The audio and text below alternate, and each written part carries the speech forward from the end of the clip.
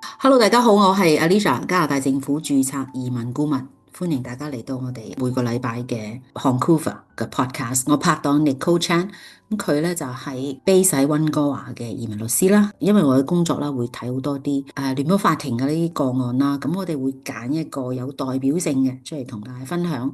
有兩個目的嘅，第一個咧就係睇下現時嘅聯邦法庭法官點樣演繹加拿大移民法啦。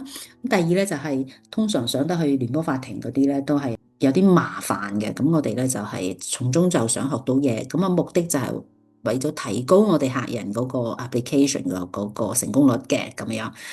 今個禮拜就同大家分享下呢一個 case 咧，就係一個人啦，申請佢嘅媽咪同佢媽咪嘅 common law spouse 咧，就去申請永久居民嘅 under 呢個叫做parents and grandparents sponsorship program 父母或者祖父母嘅申請呢個有 quota 㗎，咁佢有得 quota 嗰啲都係好 lucky 㗎啦，抽籤㗎嘛呢啲。咁IRCC 就 refuse 咗，咁佢司法覆核都輸埋㗎喎，點解咧 Nicole？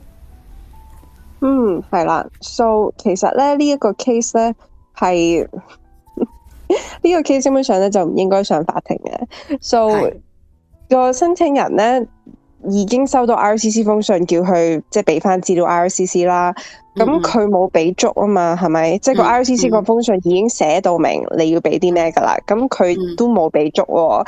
咁 IRCC 就梗係 refuse 佢啦。咁佢而家就係想司法覆核咧，就係話 IRCC refuse 佢係錯。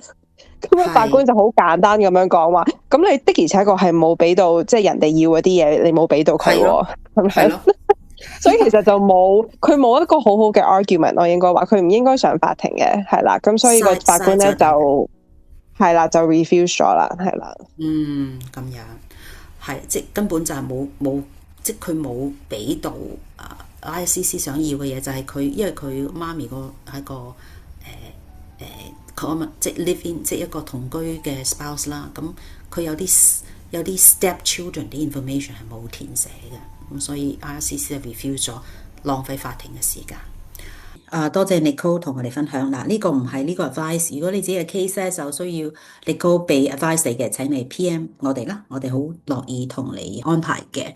咁如果你親戚朋友都想聽嘅，歡迎你同佢哋 share 啦，咁樣。咁如果你其他 topic 需要我哋去做 research 嘅，請你喺 comments 嘅留言。下次再見，拜拜。拜拜。